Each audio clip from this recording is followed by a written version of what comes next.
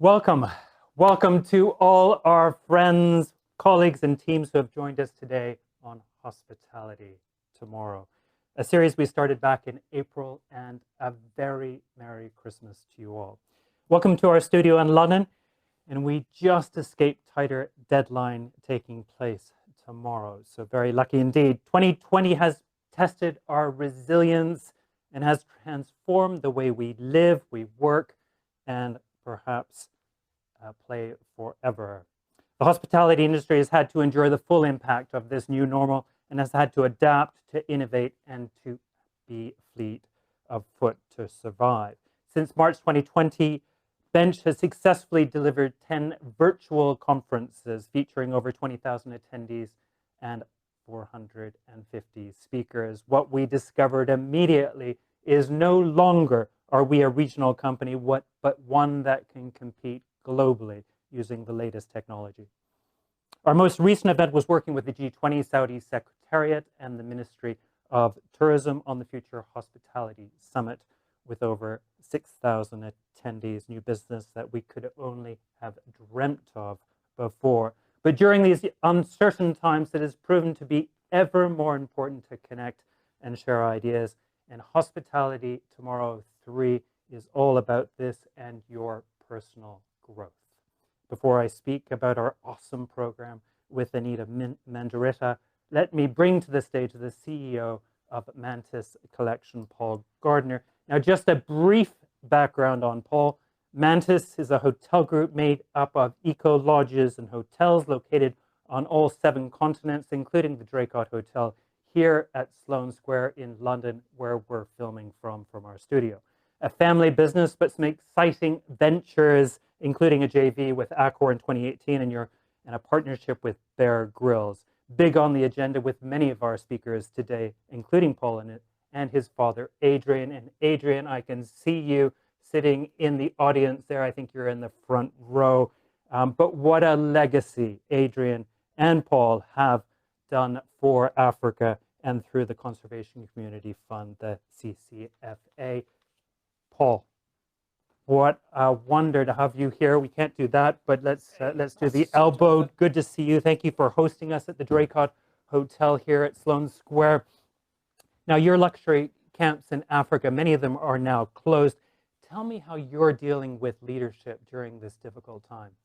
You know, it's been a challenge because obviously we've got a big team behind us, and it requires a lot of leadership.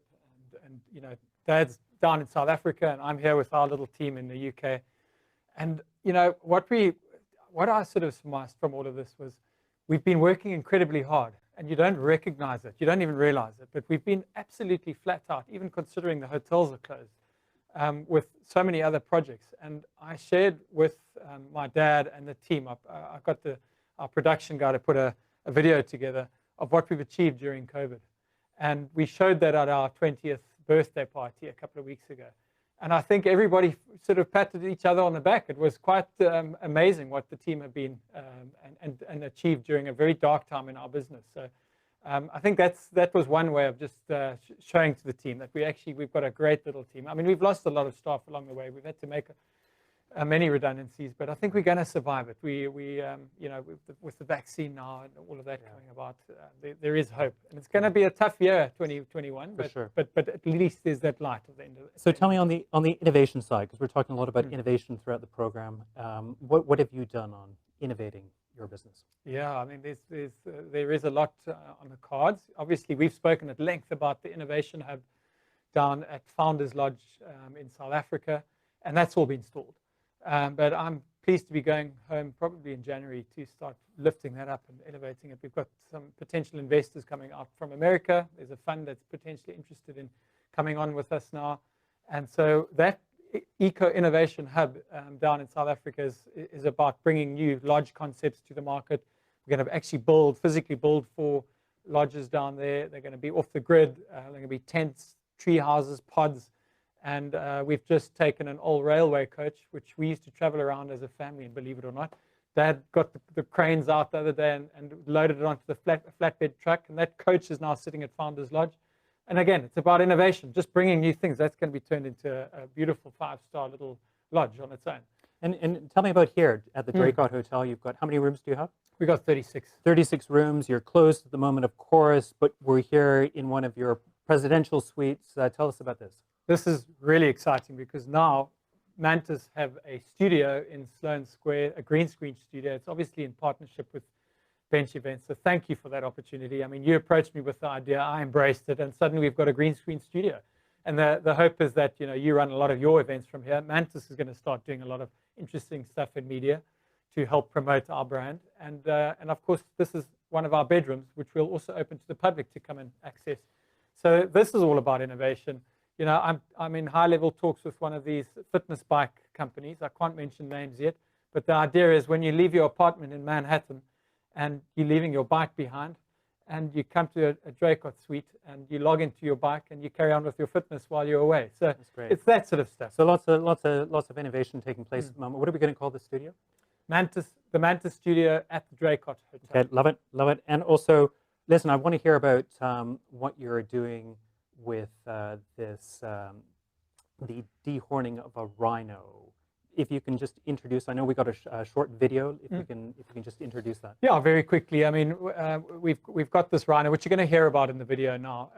So I won't go into too much of that. But you know, our family and our brand Mantis is born out of conservation. You know, the DNA of conservation runs deep in our veins, and this is a really fascinating story about a blind black rhino. And again, innovation. We can't physically get to the game reserve, so we're going to do a behind-the-scenes look at a rhino darting procedure on this blind black rhino. And it's going to be hosted by the lovely Shannon Elizabeth, the actress, and that takes place on the 28th of January. So 28th of January, and we're going to have a master class. So it's all going to be live, and we can watch how it's done. Yeah, which is going to be, I mean, you're going to be promoting it to your audience. We're obviously going to do a big push as Mantis. We'd encourage everybody to share and tell that story. So great experience here. But Sally, can you show us the video, please? Thank you. Meet Munu the rhino. He was completely blinded when both his retinas were detached in a colossal fight with another male rhino. Mantis, the hotel group, took it upon themselves to home Munu at their game reserve founders, and he's now in their custodianship and under their careful watch. Because he's blind, he cannot be released back into the wilderness, and only 254 of his species remain in the wilds of South Africa today. On the 28th of January, Bench Events will be hosting a live rhino conservation masterclass. The class will be hosted by the Hollywood actress turned conservationist Shannon Elizabeth. Her and her team at Mantis Founders Lodge will be carrying out a health check procedure on Munu, and you have the opportunity to be a part of the action. Join us live for this exclusive event in support of Munu and register today. Well, I must say that I think that is so cool that you're doing that, because again, going live is going to be risky with Wi-Fi and everything else. But I think you've established we can do it. You know, it's risky in terms of the animal's life too. So we're taking a risk just broadcasting this live. But Munu's in really good hands, and we've got our top vet on the job. And I'm going to be doing a session. Dad's going to be doing a session. Brett Barlow is, and Shannon will be presenting it. So it's going to be great, and it's all part of a new division within Mantis that we're launching called Mantis Impact Experiences. So rather than just going to a Mantis lodge, bouncing around on the back of a Land Rover for 4 hours in a safari, there are going to be opportunities for us to take our guests behind the scenes and go do these rhino encounters and various other things, including something with the Bear Grylls brand. So I must say I love what you're doing with conservation and protecting wildlife. We need to be all doing more of that. So congratulations to you, your father, and your entire team for what you're doing. One last thing is we're raising money for charity as well. And of course, we're raising money for, we're going to talk about John Blakey's charity as well, but we are doing an auction with you. Explain the auction. I think we have a slide, Sally, if we can just quickly show the slide. So the auction item is two. So you can spend 2 nights at the Draycott Hotel in London as one item. And the second item is a pretty exciting one in that we're going to actually be doing our first rhino conservation experience, which is an in-person experience. So you can actually book out Founders Lodge between the 26th and 31st of October. And we will be doing a whole rhino experience there. You'll meet Munu. We've got to dart 1 or 2 other rhinos, and we're going to be doing some dehorning experiences.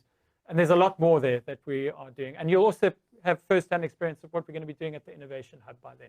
Okay, great. So good, wonderful experiences. I love this. So the 2-night stay at the Draycott Hotel, value of £1,000, and the auction and the 5-night stay at Founders Lodge, that is valued at roughly. You cannot put a price on that because it is just an amazing experience. Maybe 10,000. So that's a silent auction on our website, hospitalitytomorrow.com, and we're going to be showcasing the bids as they rise. Fantastic, Paul. It's always compulsory to wear the bench socks. I hope you're wearing yours. Indeed. Oh, very good. Very good. Yeah. Hold on a sec. There we go. I'm glad you're wearing your bench sock. That's fantastic. And super. Thank you for joining us. Thanks again. And love this. We look forward to a great partnership together. Well done, Bench. Good luck for the rest of the day. And Merry Christmas to you and all your listeners. Merry Christmas to you. Thank you. Thanks, Paul. So we move on, and thank you, Paul. And now I bring someone who has been our partner since April when we launched the Hospitality Tomorrow series. It's one of those hell yeah moments, Anita, and that's a term I've taken from John Blakey. When my team and Anita decided to launch a virtual conference with 2 weeks to prepare. No pressure there. 6,000 delegates later, we connected the industry through a platform that was unknown to us and our industry, where we could replicate a conference with networking, exhibition, stands, and breakouts. Please welcome the undisputable master of positivity and resilience, advisor to many, but special advisor to the Secretary General of the UNWTO and strategic advisor to CNN. Please welcome from sunny Cape Town, Anita Mendiratta. Anita. Jonathan, it's so good to be with you. And how's it from beautiful Cape Town? I can see Table Mountain behind me in the scenery, or rather in front of me. But it is a joy to be back with you. And can you believe Hospitality Tomorrow 3? We are 16 days from the end of 2020, a year that has been beyond fiction, and one that has absolutely evolved, turning leadership into an extreme sport in many ways. It was fabulous listening to you and Paul kicking off, and a really good partnership that's been created between Bench Events and Mantis Collection, especially knowing your complete respect and adoration for Adrian and Paul. So fabulous having this stage warmed up in that regard. Well, thank you, Anita. And during this turbulent, fast-moving period, the view of the world has dramatically changed. Uncertainty has left us asking what the future looks like. How have you coped? How have you coped during 2020? Oh goodness, it's a lovely question, and I must say I've coped with an enormous sense of blessing. I'm very grateful that those that I love are strong and safe, and safety's been the big word this year. I've coped well in terms of being able to maintain an incredible level of busyness and a strong level of stamina, which I'm very grateful for. And all of my clients are people that I love and adore. So it's been a lot of work trying to just keep people safe and strong and hopeful. And I'm very blessed that I've had people to work with like you who fed that fire and kept us purposeful. So I have gotten through this year with enormous gratitude. And yourself, Jonathan, because you have absolutely turned Pivot into a signature of Bench Events and done it with great courage, vision, and speed. Well, thank you, Anita, for that. But thank you for being our partner and encouraging me all the time to move on, our entire team, and looking at how we can do things differently as well and learn from our mistakes and move forward.